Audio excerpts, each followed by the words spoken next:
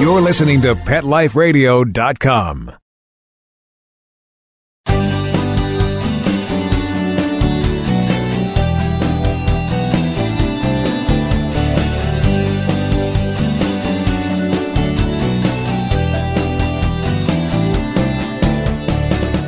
Welcome to Max A. Pooch's Awesome Animal Advocates on Pet Life Radio. I'm your host, Keith Sanderson, animal advocate, writer, and human companion to Max A. Pooch, canine crusader for animals and the environment. Max and I thank you for joining us, and we dedicate this episode, as we dedicate every episode, to those amazing people who work to save the lives and or improve conditions of companion, domestic, or wild animals. Our guest today is Pam Fernicola, founder and owner of Mobile Pet Microchipping, which is the only pet chipping service serving Los Angeles and Southern California. Many of us believe microchipping our pets is pretty straightforward and almost universal. We also believe that just because our pet is microchipped, everything is okay. When we return, Pam will discuss why these assumptions may be misconceptions that could lead to the loss of a loved pet. We'll be right back, right after these messages. Stay tuned. Every pet is unique. Maybe they're gray in the muzzle, yet young at heart. Maybe they're growing out of the puppy stage and into their paws and ears. Or maybe they're just trying to maintain a more girlish figure. At PetSmart, we have the right food for your pet at a great value for you. PetSmart. Be better together. Go to PetSmartDeal.com and save up to 30% on awesome gifts for the pets and pet people in your life. Toys, collars, leashes, PetSmart gift cards, treats, and more. Go to PetSmartDeal.com today. PetSmartDeal.com.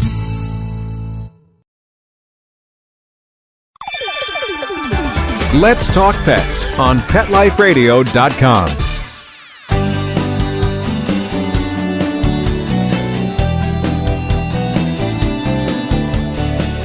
Welcome back to Max A. Pooch's Awesome Animal Advocates. I'm Keith Sanderson, your host, and our guest today is Pam Fernicola, founder and owner of Mobile Pet Microchipping. Hi, Pam. Welcome to Max A. Pooch's Awesome Animal Advocates. Good morning, and thank you for having me. I'm happy to be here. Well, we're really looking forward to it because I think I'm like many in our audience. I was under the assumption that you get your pet, he's microchipped, and everything's okay. But looking at your website, I see that I may not be right. But to start with, why did you create Mobile Pet Microchipping, Pam? Mobile Pet Microchipping, the seed for Mobile Pet Microchipping was planted when my own cat, Nugget, escaped, and she was microchipped. However, she was subsequently euthanized because her chip was undetected by the city-run shelter where she had been taken.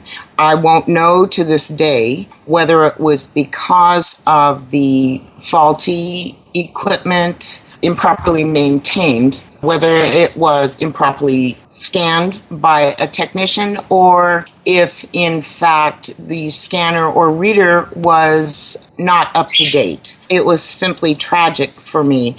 Her registry information was current and up to date. Together with my finding a German Shepherd, well, she found me actually. She was about 4 months old running the local streets, and in spite of the fact that I put up signs and, well, in this case, there were also no signs saying lost, and neither did she have a tag or a collar or any other identification on her, including a tattoo. She was actually the impetus for my starting the business. Wow. Well, I guess that in itself is a good reason why people should microchip their pets. Wouldn't you agree? Absolutely. This dog is gorgeous, and I couldn't even imagine losing her, but the tragedy of losing Nugget was simply good enough for me to start this. So others to help others avoid that pain. Oh, that's great. That's great. Now, many people have their dogs microchipped, and a lot more have cats, but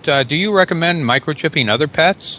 Absolutely. Any opportunity to increase chance of your pet being returned to you as quickly as possible is an opportunity we'd be foolish not to take advantage of.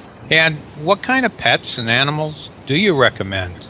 Well, on an emotional level, I definitely recommend microchipping any animal who imparts to you a value that cannot even be gauged. But sentimental or monetary value are most often the tangible reasons given for microchipping. And the list of animals that can be microchipped is pretty extensive, but a short version might include dogs, cats, horses, llamas, alpacas, goats, ferrets, rabbits, snakes, birds, all the way up to bears and elephants can be microchipped. I never realized that. And you said birds? Yes. I wish I would have known that. We had a cockatiel one time, and unfortunately, when the kids left the door open while he was out of his cage, and he flew the coop. We hoped somebody else found him, and that would be okay. But if he would have been chipped, then perhaps we would have gotten him back. Oh, I feel for you. I accidentally let my son's finch out, and that happened to me. As far as microchipping birds, it's something I don't do. Birds require, I recommend that avian specialists microchip birds because in most cases they require a suture, in some cases general anesthesia, and the microchip goes directly into the breast muscle. So I really think that that's best left to an avian specialist. You're Mobile Pet Microchipping, and you cover, from San Diego to Orange County. That's a big area. Or more? Yes, actually, all 7 counties in Southern California. That's a lot. And if so, anybody can call you up and say, hey, I want a pet microchipped? Absolutely, or they can even book an appointment online. Well, that's pretty cool. Now, is this a unique service? I mean, you said you're exclusive, the only one in your area. Are you aware of other people who have this kind of service in other parts of the country? No, after extensive research, I have not discovered anyone who is providing this service, nor to the degree of the service and products that we do provide. It's really cost prohibitive for a vet to maintain this kind of service because they have to take out an inordinate amount of equipment to each individual location. So I think keeping what I do to the barest minimum with the most effective amount of service and product is more beneficial to the public. What would it cost? I mean, say if I were in LA, typically do I pay for the microchip, the registration, your time? Just how do you figure your compensation for doing such a valuable service? Now, if you're speaking directly to the service that I provide, that's different than how much can you expect to pay for a microchipping and registration, because technically you get what you pay for. And unless an individual does research it, and they can feel free to use my website as a comparative tool, and together with having the knowledge of what precisely questions to ask, the prices could range anywhere from $10 to over $100, and that depends upon, again, what product and service they choose to receive. In my case, after researching what is provided by veterinary clinics, mobile clinics, such as you would find at a Petco or in any fundraising event, I give far and away the best product and service for the price. So my price is $65, and that's it. And of course, there's a $10, travel charge outside just LA County proper, but that's it. Well, that seems pretty reasonable. I'm really surprised because I guess I just made the assumption that, at least with dogs, about every dog around was microchipped. But I guess that's a bad assumption to make. Well, you're correct in thinking that it's universal because the plethora of stories regarding pets being reunited with owners months or even years after they've gone missing leads us to believe that all pets are microchipped. Of course, in the UK and New Zealand, it's required, but here in the United States, with a combined 180 million dogs and cats and merely 102,000 practicing veterinarians, together with misinformation pet owners acquire about microchipping, which leads them to believe it's harmful or not necessary. The truth is the actual practice or implementation of microchipping is not universal enough. I mean, just in LA proper, we've got over 2 million dogs. That's a lot. 2 million. Okay. Yeah. And how many would you think are microchipped? Just a guess. Just a guess. I couldn't venture a guess because the statistics vary every single day. I'm unable to even get a hold on them because sometimes they fleet.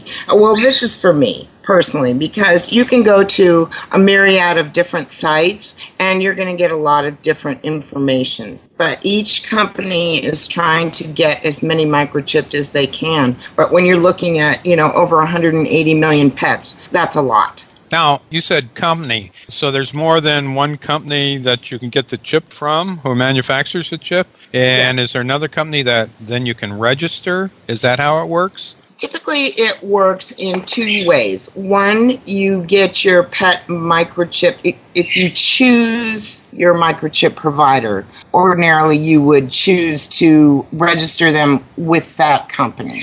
If you don't choose it, then you have a choice later on of registering it with whom you want, or the individuals surrendering the animal to you will register it with the company that they choose. But it's all about choice, and this is what people aren't realizing. They can choose their provider, and they can choose with whom they want to register or enroll the pet. Well, that's interesting because I just thought like my vet would put a chip in and he gives me the certification and off I go. And I guess off I go naively thinking everything's okay. Most people do. In fact, most people who have their pets microchipped, if they aren't already registered before they leave that office or that facility, go home with their new dog and they are excited. So they throw the paperwork on the table and that's the end of it. The dog or cat or whatever animal is now effectively walking around with a useless chip because the owners forget to register.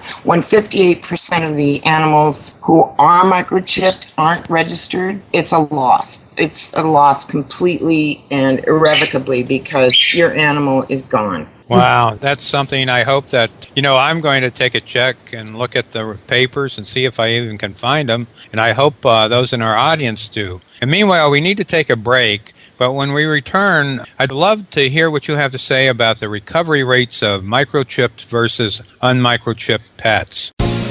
We'll be right back, right after these messages. Stay tuned. Dyson. The new Dyson Animal Vacs are powerful bagless upright vacuums for homes with pets. Air muscle and radio root cyclone technology generates the strongest suction power to powerfully remove dust, dirt, and pet hair from the home or car. To order your Dyson Animal Vac, go to DysonDeals.com. DysonDeals.com to order your Dyson Animal Vac today. Dyson. Music to your ears.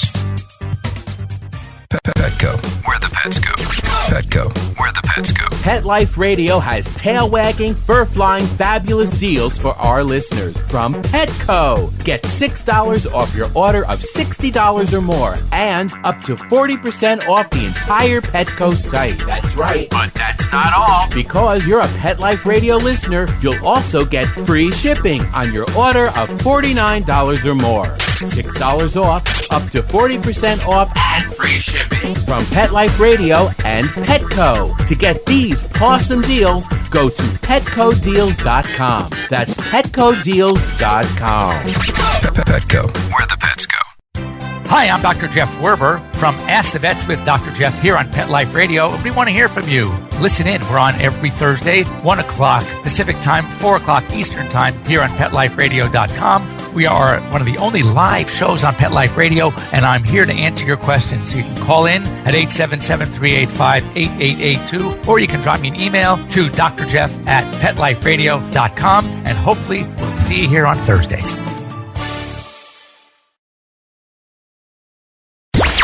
Let's talk pets Let's talk pets on Pet Life Radio. Pet Life Radio. PetLifeRadio.com.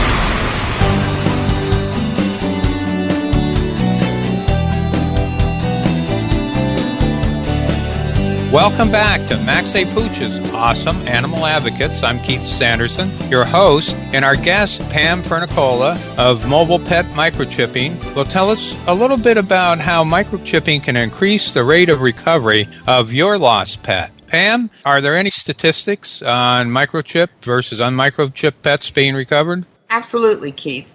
The statistics, in fact, are pretty demonstrative and practically speak for themselves in favor of microchipping. 1 in 3 pets goes missing over the course of their lifetime. So when you look at it that way, the rate of return for a microchip dog over one who is not microchipped jumps from 22% to 52%.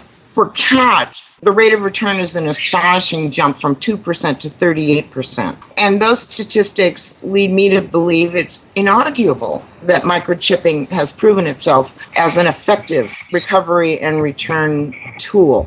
In addition, I believe firmly that the rate of return would increase dramatically provided owners keep their information updated on a yearly basis. And like I referred to that 58% of those microchip pets not returned, it's because of that outdated information. Wow, that certainly should be reason enough right there for anyone to who has a pet that isn't microchipped to get it microchipped, or perhaps even that when they're in at the vet to have them scan it just to make sure that chip is working. Would you say that's something that we should do also? Yes, I think on a yearly basis, one should make the effort to have the animal scanned to check the efficacy of the chip, and to also make it a calendar thing, like changing the batteries in your smoke detectors to check your up-to-date information in whatever registry you've chosen. Now, can you describe the microchipping procedure? Because for some reason, some people are against it, and they provide reasons that it's uncomfortable for the animal or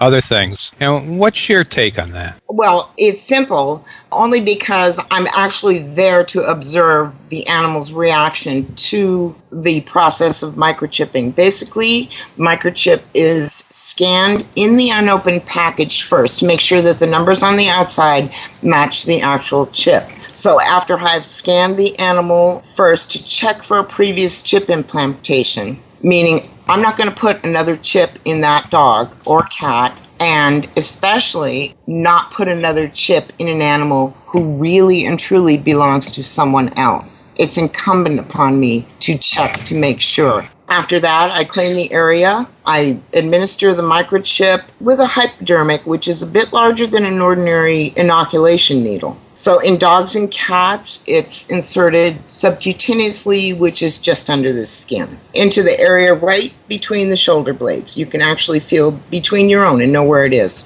In horses, in layman's terms, it's just below the mane on the left side, about 1.5 inches down. So it takes about as long for a pet to receive a rabies shot or any other shot, and a competent and thorough technician, Keith, will wait for a short period of time to ensure that the chip wasn't extracted or retracted by the syringe, or it's not still in the syringe, that it's not hung up in the fur, that the chip wasn't expelled by air. So then this pet is rescanned, because I'm obsessive about this, about rescanning to make sure and confirm the implantation. And afterward, I always give care instructions. Avoid rigorous activity. I think this is important because it gives the microchip an opportunity to adhere to the tissue underneath. You want to hear something interesting? Sure. The same material that covers the microchip is and makes it adherent to the tissue is what is used in humans who receive artificial hearts. Wow, really? Yeah. Uh-huh. So after the implantation, then I immediately register or enroll the pet in a microchip registry. Actually, I personally enroll them in 3 separate registries.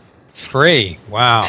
I don't want to take any chances on these guys not being found. You said that there's different registries. Do you recommend one particular microchip registry? Yes, I'm glad you asked that question. Thank you. I recommend the American Kennel Club Reunite program. if I can for a minute, just give you the 4 reasons why they meet all my criteria for being an exceptional registry. They never charge for changes in address or phone information. They never charge a yearly fee. They participate in the American Animal Hospital Association's Pet Microchip program, and they provide scanners or readers that are capable of detecting and reading all manufactured microchips. And these are important questions to ask when you choose a microchip provider or registry. And so if I were in some area other than Southern California, if I went to the AKC website, could I find information about microchipping there? Yes. It's American Kennel Club Reunite. Okay. Going back to the registry and the microchip, if I adopt a dog, should I get him scanned even though the rescue center may have said that he's been microchipped? Absolutely. And emphatically. I was at a gas station. Oh, do I have time for a little short story? Sure. You have plenty of time. Go ahead. I was at a gas station and a gal flagged me down because I had signage on my vehicle. And she said that she had adopted a cat, had taken it to the vet to have it neutered. While she was there, knowing that the cat had been microchipped and had the paperwork at home, she asked the vet to scan it just because she was there. He scanned it with 3 different scanners and did not detect a microchip. So while at the gas station, she asked me if I would follow her home and scan her cat. And so I did, and lo and behold, there was the chip. So this is important, and I'm glad you brought this up because, like I said, improper maintenance, up-to-date scanners, improperly trained personnel and up-to-date information. All these factors lead into a successful or unsuccessful recovery of a pet. I myself experienced this the other day, in fact, Sunday, when I went to implant and then scan a pet.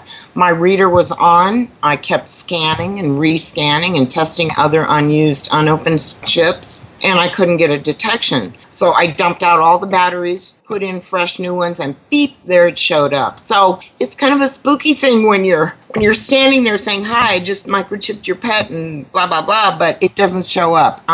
Yeah, I can imagine. Now, with the spay-neuter is very important to bring down the population of animals in shelters, of cats and dogs in particular.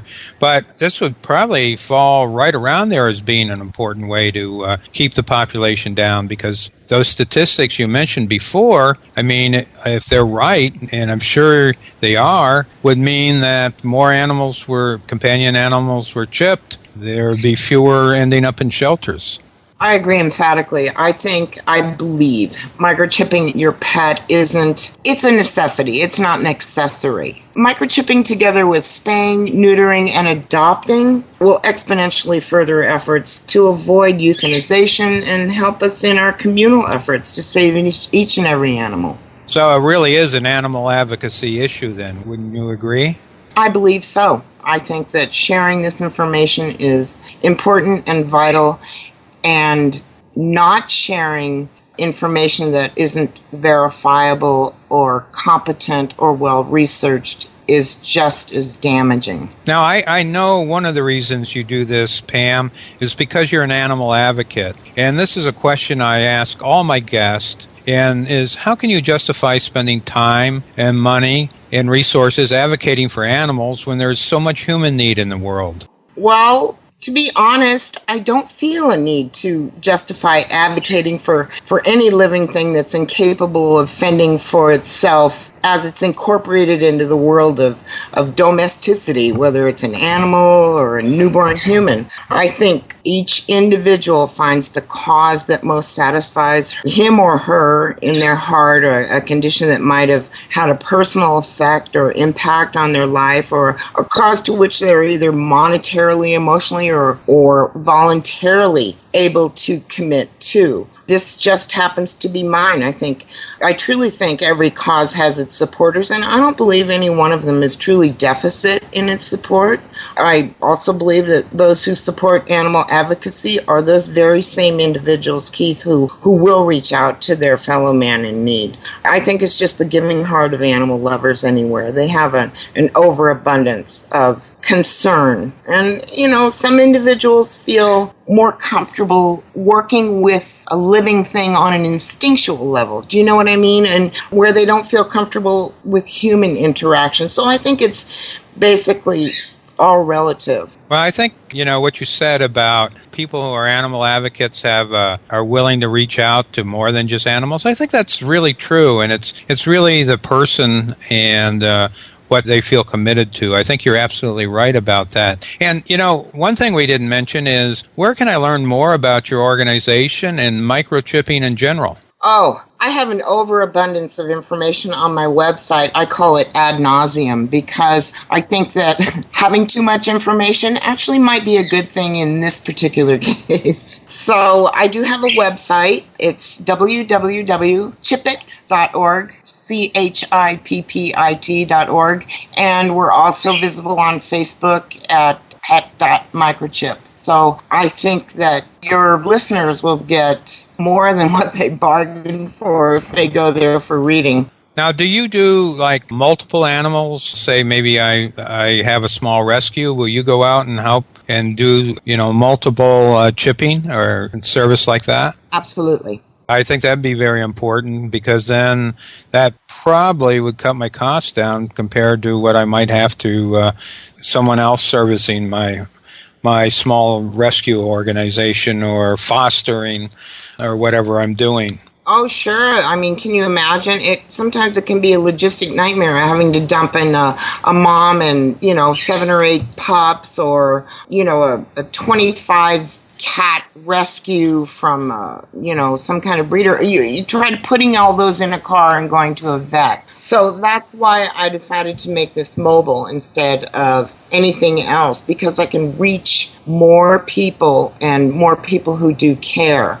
So, and finding any area I serve on my website is easy because I actually even included zip codes that I service and area codes. So there's really no excuse for not microchipping. And one last question. I think we're running short on time, but what if a listener was interested, say, in Massachusetts in providing a service and wanted to talk to you? Would you be open to that and sharing what you know about this? Yes, anything to get these animals safely returned home. Well, that's really great because one of the ways to reduce the populations in the shelters is to get those lost pets back to their owners. And when you said 1 in 3 pets or dogs are going to be lost during their lifetime, and looking at the unchipped return rate of the unchipped dogs, this is one great way to cut the population down. Pam, thanks so much for being with us today. This has been really interesting, and you certainly are one of Max A. Pooch's awesome animal advocates. And thank you again. Thank you again, Keith. I'm happy to have been able to impart anything that will help encourage people to microchip. We want to thank you, our listeners, for spending your valuable time with us. You're all fantastic, and we hope you tell your friends about awesome animal advocates. And a special thanks to Mark Winter, co-founder and executive producer of Pet Life Radio, and our sponsors for making this episode of Max A. Pooch's Awesome Animal Advocates possible. I'm Keith Sanderson, host and creator of Max A. Pooch's Awesome Animal Advocates, saying thank you to all those animal advocates who work so hard on behalf of those who can't speak for themselves. Max A. Pooch gives them 5 big, tail-wagging woofs. Let's Talk Pets, every week on demand, only on PetLifeRadio.com.